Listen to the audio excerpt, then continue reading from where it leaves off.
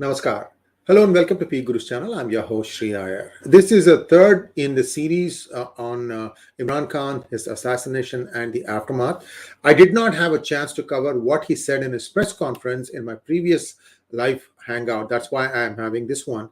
Well, what he said was that he blamed Donald Lu, Donaldlu, Assistant Secretary of State, as being the reason why he was ejected out of prime ministership way back in March 2022. Now, this part has been, questioned. Donald Lu was on a visit to India in April, and he was asked this question whether the United States had any role in the politics of Imran Khan being displaced, and he refused to answer the question. So you can take it in whichever way you want, whether it is that US has a role in Pakistan's politics or whether it doesn't have. We have to remember that more than this, Pakistan is the case of an army having a country. Now, remember that its chief has not been chosen, and General Bajwa has said that he's not interested in continuing.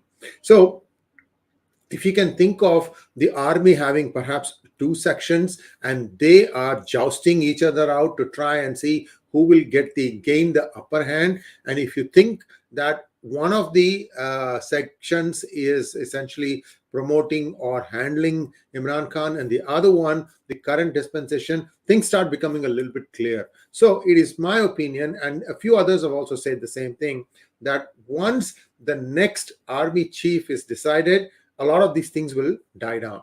What has Imran Khan said?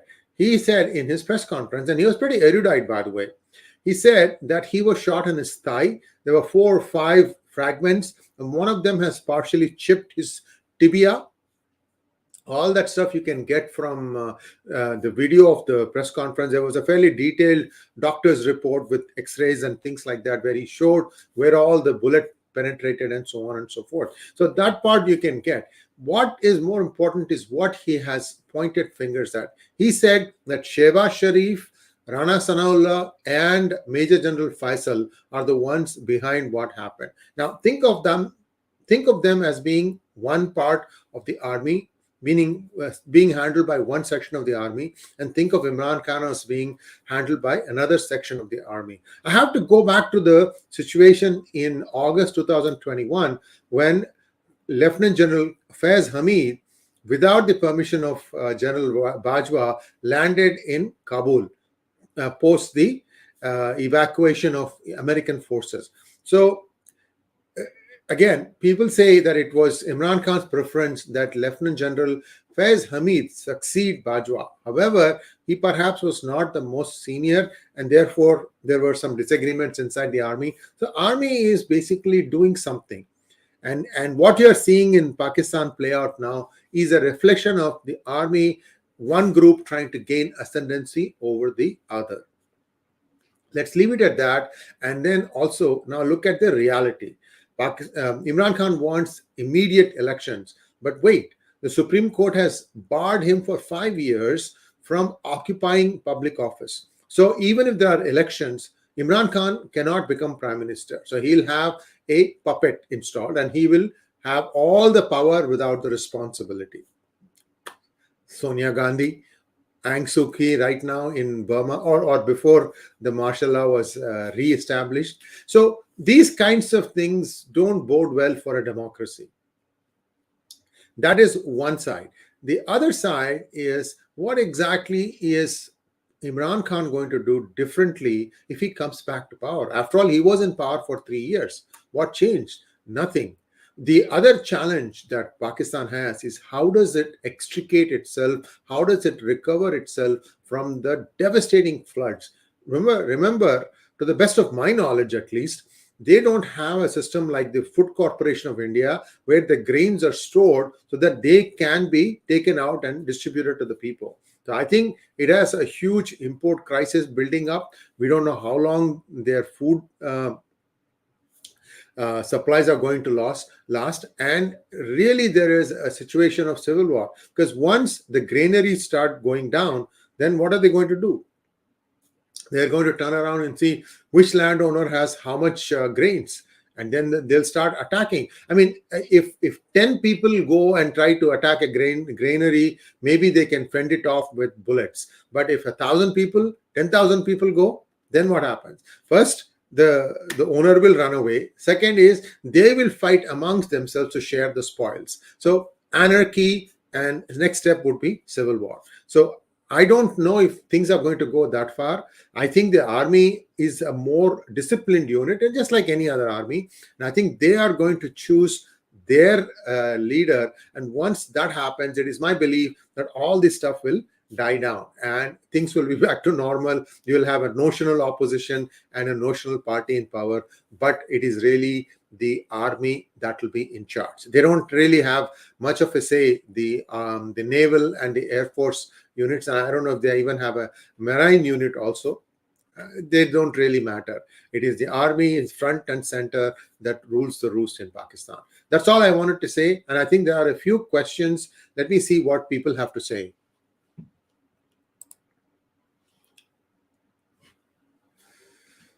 Maya Jagannathan says, US always interferes in other countries while it puts on the holier than thou hat.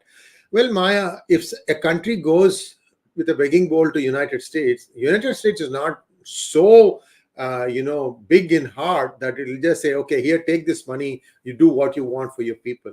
Because it doesn't work that way.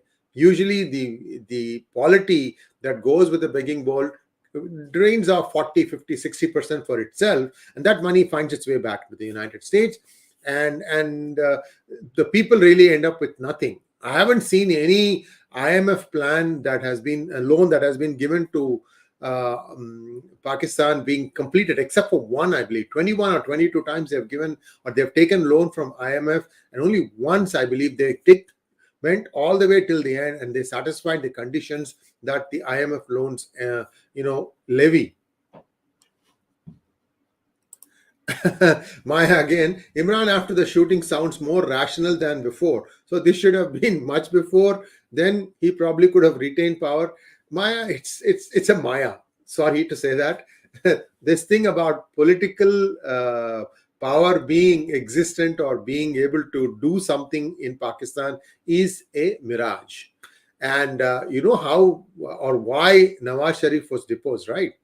When the CPEC contracts are being awarded, what Nawaz Sharif wanted was, he said, why should all these contracts go to army run units? Why can't we give some to civilian organizations? People, you and I running companies, why can't we give some of this contract to them? And the army would have none of it.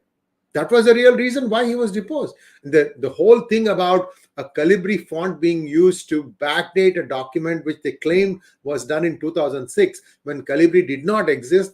These are all okay. This is not the only person who tries to cheat. Everybody is doing this. Everybody is on the gravy train.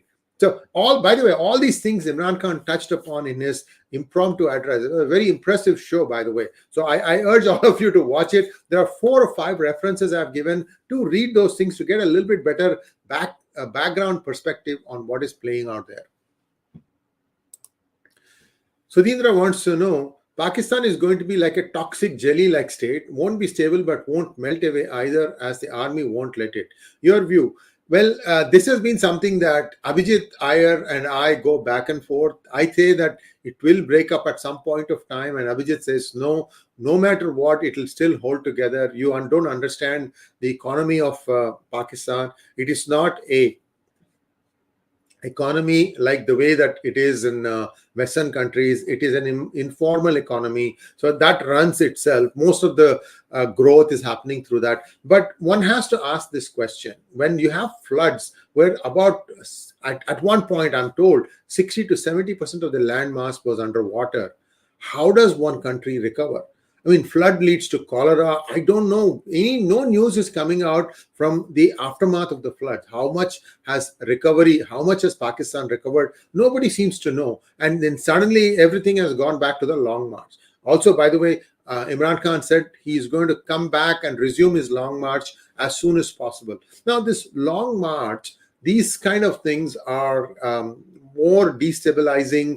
They kind of give, it will gather mass, MASS, as the march progresses, because you are looking at people who have, their livelihoods have been completely affected. They don't know where their next morsel of food is going to come. So it's but natural that they will rally behind Imran, whether they like him or not, whether he's going to make a big difference or not. Nobody knows. Also, by taking pot shots repeatedly at the United States, Imran Khan is risking, when his party comes to power, where is he going to go and get the money from? You saw that video where he went and told off King Faisal of Saudi Arabia. You saw the video where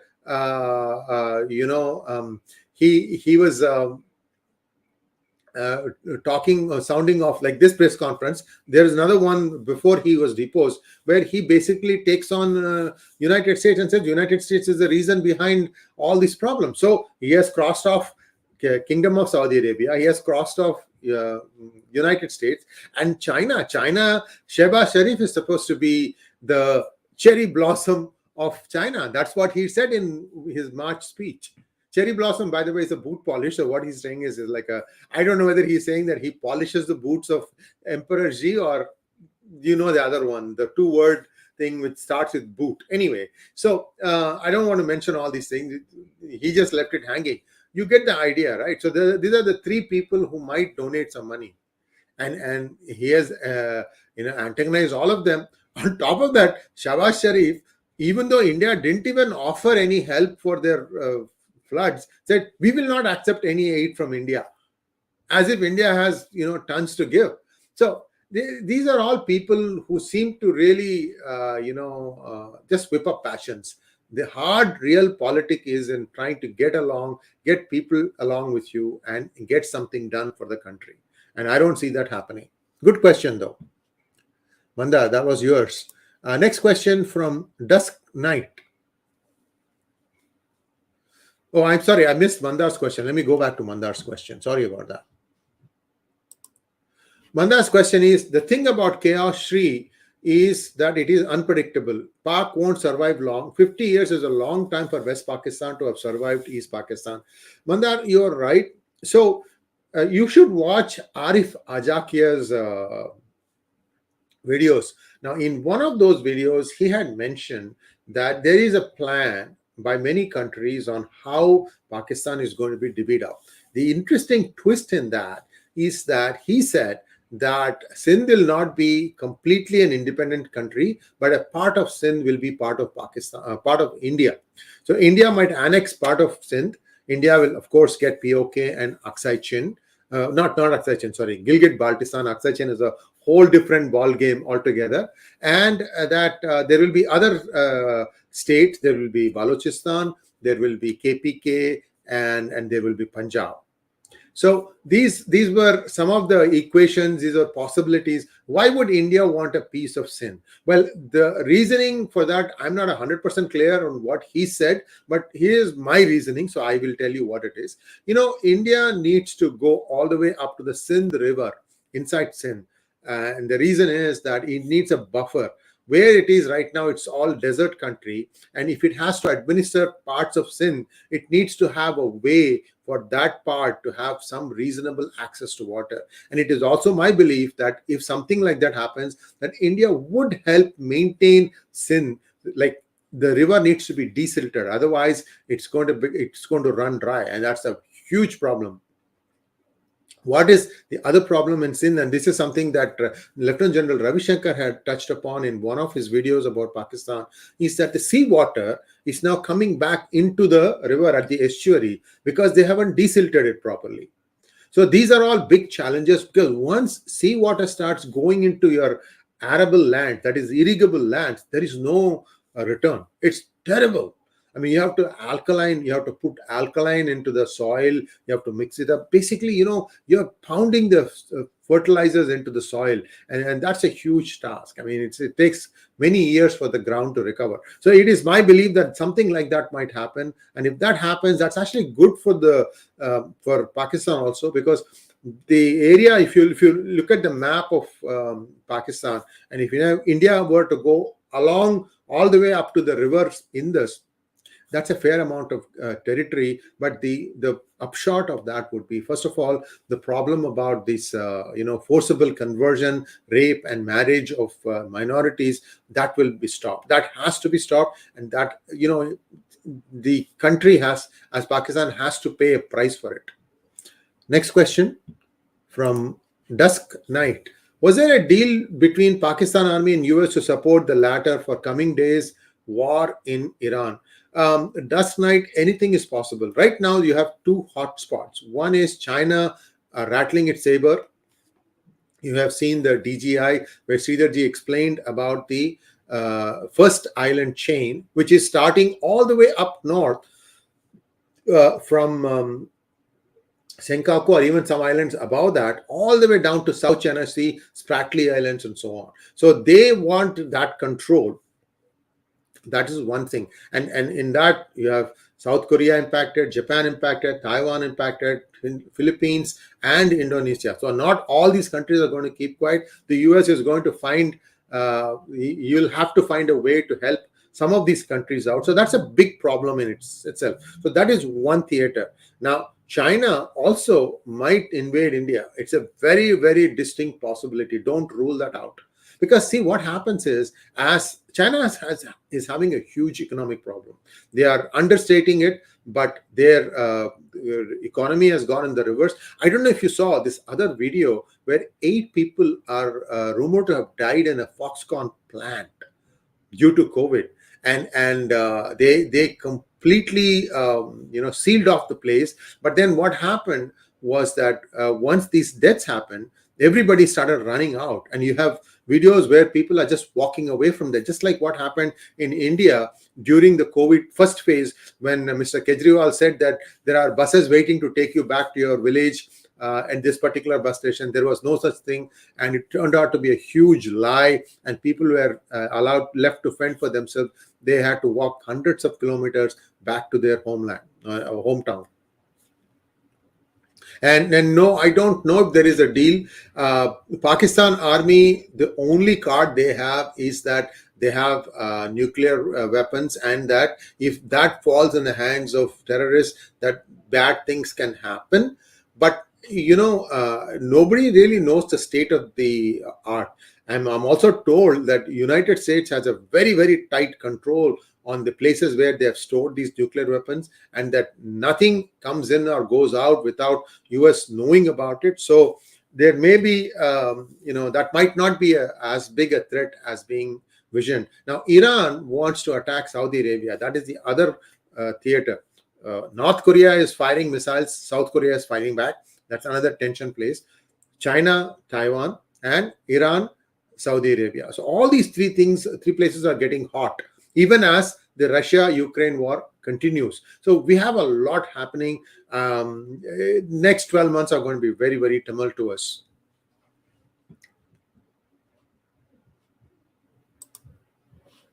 Pradeep Srivalsan wants to know, excuse me,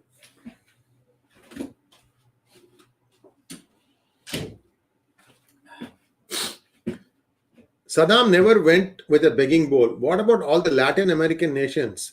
USA has his attitude of being the father of the world and justifying any regime change. Pradeep, that used to be the fact when USSR was in play. There were 25 conflict regions, and one side was taken up by USSR and the other side would be supported by USA. And this was going on for many, many years until the USSR collapsed.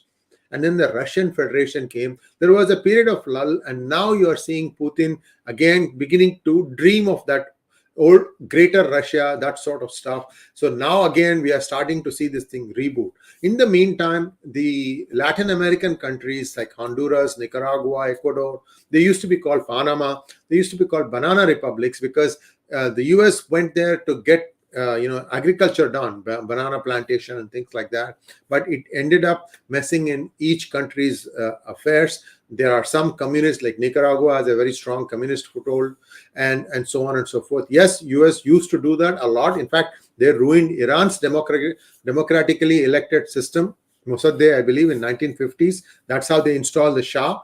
And since then, Iran has been lurching from one challenge to another challenge. Today they are up against the mullahs who are ruling, and we don't know how that's going to play out. So Iran, again, to try and divert its people's attention, might go and attack Saudi Arabia, saying that it is coming to the support of the Yemenis and the Shia segment of Saudi Arabia. The interesting twist in Saudi Arabia is that the oil fields are all located where its South Shia population is. So the Shia population in Saudi Arabia, which is a very small percentage, is the place where most of their oil fields are. So they may feel hard done by, saying that, look, you guys are running the country and we don't even get bones. So we are getting breadcrumbs. So that is the other challenge there. So we have to wait and see how that plays out. Next question.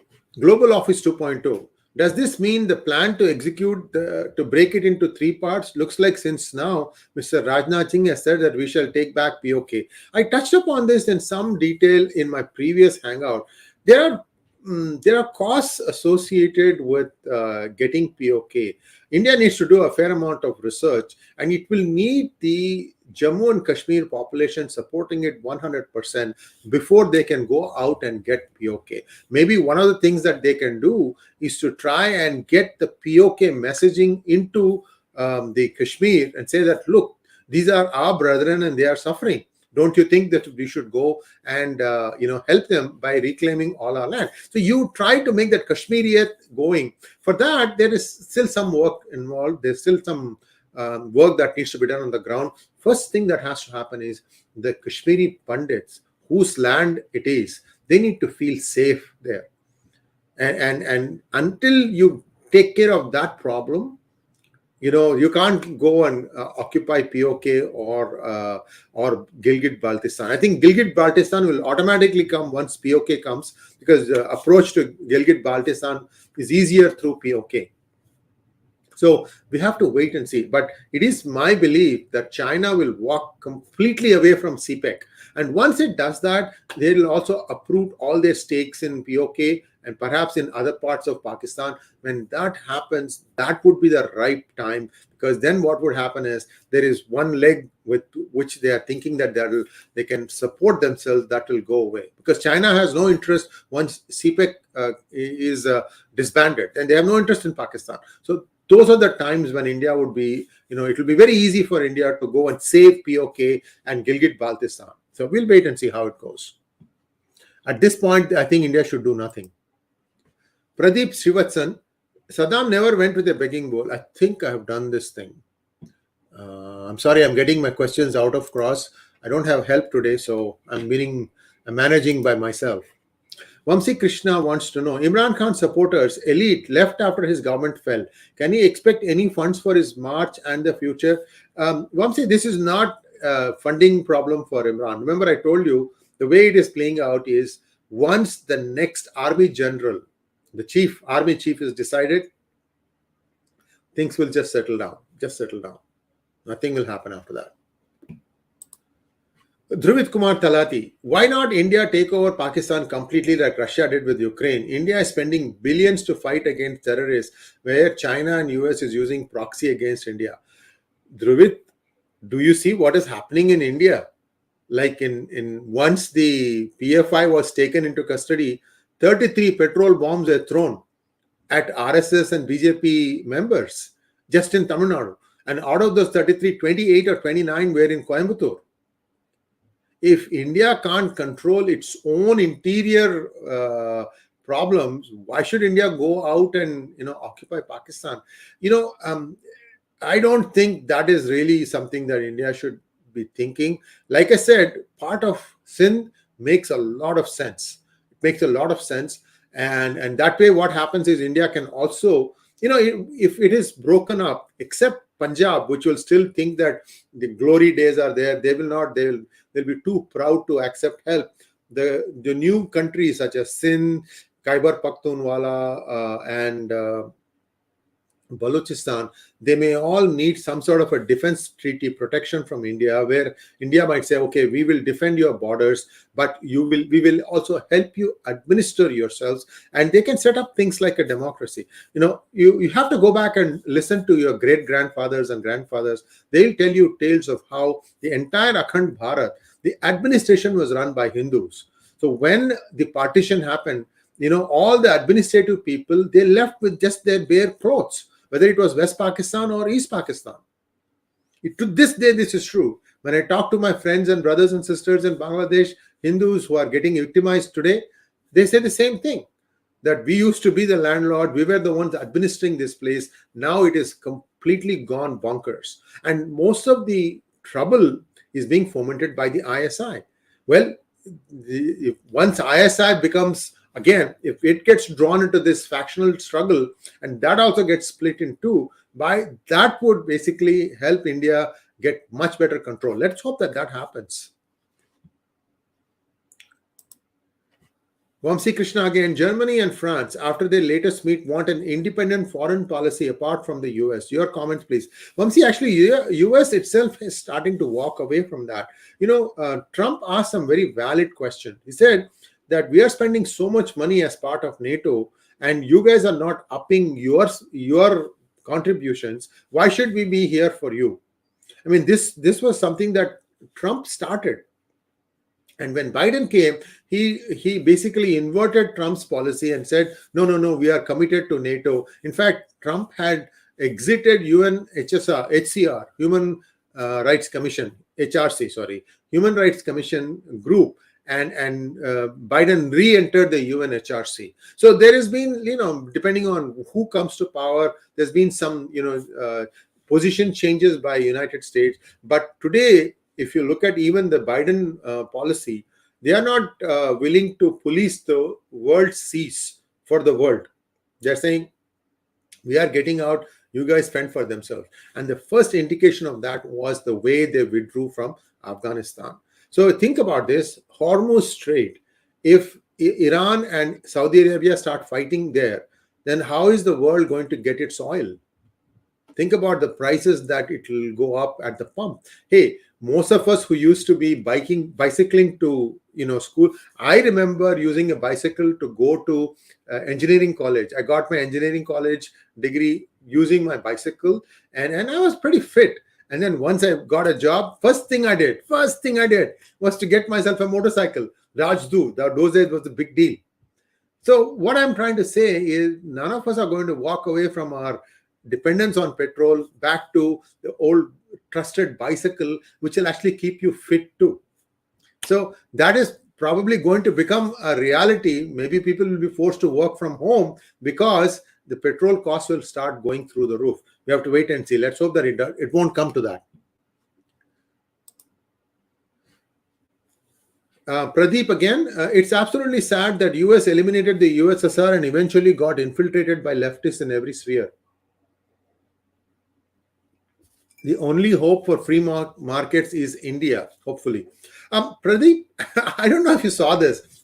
I don't know where you live, so I'm not going to make that assumption. So last week, I think 3 or 4 days ago, Portland, this is the city of Oregon, and this is the capital of the what we call as the wokes. And they were having areas where even the police wouldn't enter. They had, cordoned off. No go zone for the police. In US, it's pretty unusual. The police in US is pretty well armed. I mean, they have body cameras, but they have guns. They have lots of things with them, and they can quickly quell any sign of trouble. Now, what happened 2-3 days ago was all the illegal squatters on their streets, they were evacuating them. I don't know where they were sending them. Maybe they were sending them to the woods and say, go and blend into the woods. And the reasoning is that the governor election for Oregon is a toss-up today. Oregon was a solid Democratic state, and they think that Oregon is now going to have a Republican governor. And if that happens, boy, the wokist movement, the BLM, all the other tamasha that started, that all's going to go like a toss out the window. Republicans will not stand for it. They'll come for a very strong and powerful law and orders. But the fear is genuine now. That's the only reason why perhaps the governor wanted all of them evacuated, so that on the day the population goes to vote, they don't see all these things and say, oh my God, 4 more years of this, I don't want it. So you see how things are. Democrats are pretty desperate right now. And if, I hope that Republicans don't make a mistake between today, that is Saturday, and Tuesday, so that the outcome will be as favorable as we expect it to be.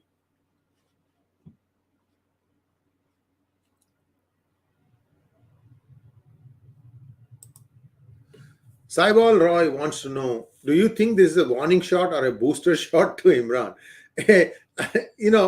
Like I said, if you think there are two factions and each one is trying to get the upper hand, you can think of it as a warning shot if it is the anti Imran lobby that engineered it, and it could be a booster shot if the pro Imran lobby engineered it. So I don't know. I really, really don't know.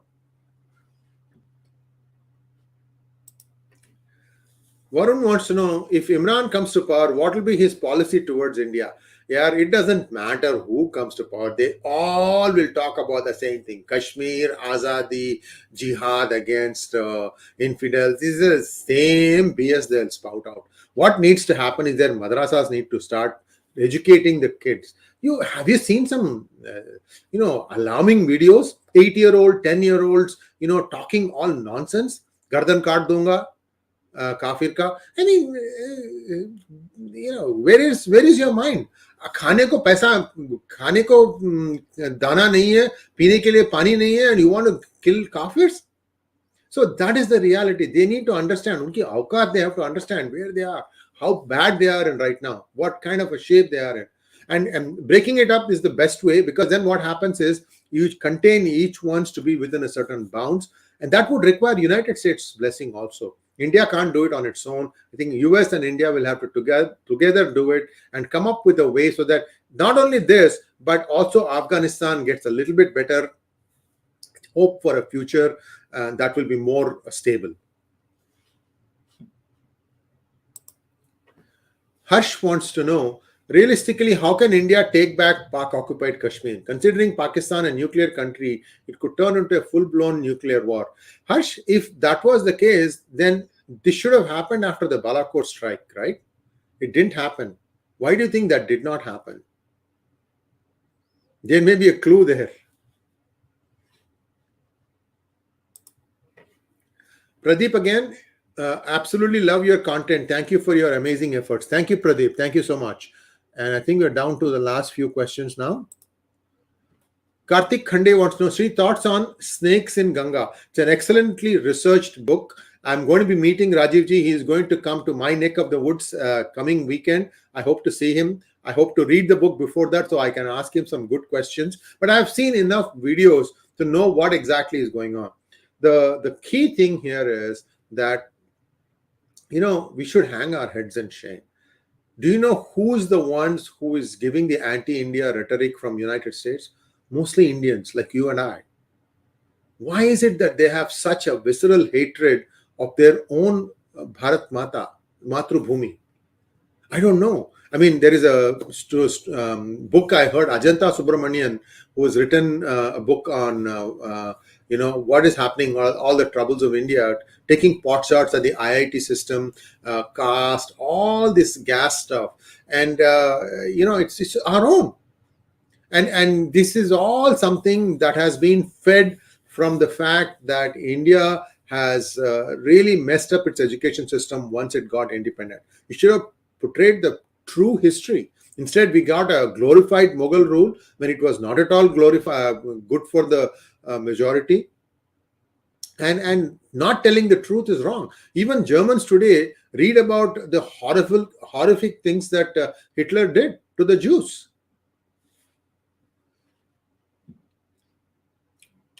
Last question. Varun wants to know, where is the UK-India FTA headed? Do we benefit here? Very interesting things happening there. The free trade agreement needs to be rebooted. Evidently, there was one conversation between the two prime ministers. I can't tell you what really happened, but it is not good for India at this point of time. There is a fair amount of, what should I say, heartburn on the Western nations about the way India has, um, managed its stand in the Russia-Ukraine war. And this, I don't know, this may have a spillover effect. Let's wait and see what happens.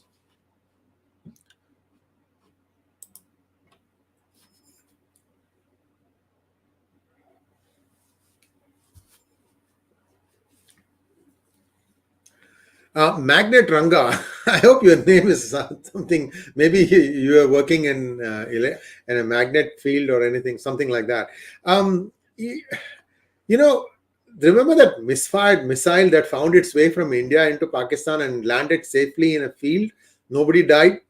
Well, can you think about that as a way for India to test how good China's S 300 was? Because China ripped off the S 300 design of Russia and gave those to Pakistan, and they are all placed along the border of India. And they are supposed to have a range of 100 kilometers. Now, this misguided missile went 120 kilometers inside Pakistan territory and landed safely in an unused field. What do you think the S-300s were doing? So China's help is not necessarily a good thing. It might even expose them to show how good or bad their technology is. These are all rip-off technologies, and that never will be, perfect. Oh, Magnet says 35 years in the magnet industry. So what is sticky these days, Ranga? What is sticky? Last question, Varun. Let's stop the questions, guys. It's already taken 35 minutes, and I'm running out of gas here. Varun says, any developments on the CDS Bipin Rawat chopper crash? Even if there are mysteries associated with it, India will never come out and reveal it. They will make some notes and they'll say, okay, this is how we prepare for the future. You do know that Russian tanks, Russian weaponry has been taking a beating at the hands of Ukraine, very, very sparsely, very, short-term trained Ukrainian army people. And the fact that Russia hasn't walked over Ukraine is proof that they haven't won this war. And in fact, they are now on a retreat. So that tells you that Russian technology isn't the greatest, which is a problem for India because most of India's arms and ammunition is all from Russia. MiGs, S-400, I can go on, and except for Bofors, I don't know how many other things that India has got from Russia. Although I must say that after Modi came to power, India has made a conscious effort to move away from Russia for its arms procurement. It has done that. Rafale, for example. So those are all examples where India has done something, said we have to move away from one center. So we have to wait and see how this thing plays out. By the way, they missed a trick. They should have bought Rafale completely lock, stock, and barrel, have them come to India, set up their manufacturing plant here, let their engineers come here, live tax-free for 5, 10, 15, 20 years, whatever it takes to indigenize the technology, bring Indian technologists up to speed, and let them go. This mindset needs to change. The Babus should not be setting these rules. Left to himself, Modi can really think big and say, okay, I need this technology because this is core to the future of the country, and I will give them a golden parachute. Let them come in, make some money, but transfer the technology in a way so that they feel happy at the end of the day that they have done a good job. They're all taken care of. It doesn't take a lot of technologists to come and do these things. I don't know when that day will come. Can China dictate Russia? Yes, Ravi, they are doing that. Okay, this is the absolute last question. Sorry, I won't take any more questions. Shadows wants to know, where do you see India in the next 15 years? Economics, geopolitics, law and order, and stuff. You know, you look at how the states under the BJP rule are doing. There is reasonably good implementation of law and order. There is response from the government when there are egregious conduct, and that has served the people well. They're also making sure that most of the money allocated by the center is going for the purpose for which it is intended for. I'm not saying that they are corruption free. That would be a mistake. But there is intent to try and make India a better country. So the more states come under BJP rule, the better. At the same time, Congress also needs to shed itself of this baggage of Gandhi's and find somebody else more dynamic who can give them the direction for the next 10-15 years. I still see Congress as the viable party, as the opposition, and only then will India have a thriving democracy. And that will lead to India also growing faster in all these sectors. Thank you very much. Please like, share, and subscribe to our channel. And I'm sorry if I can't answer all the questions. I'm running out of steam here. And please also click on the bell button for notifications. Namaskar.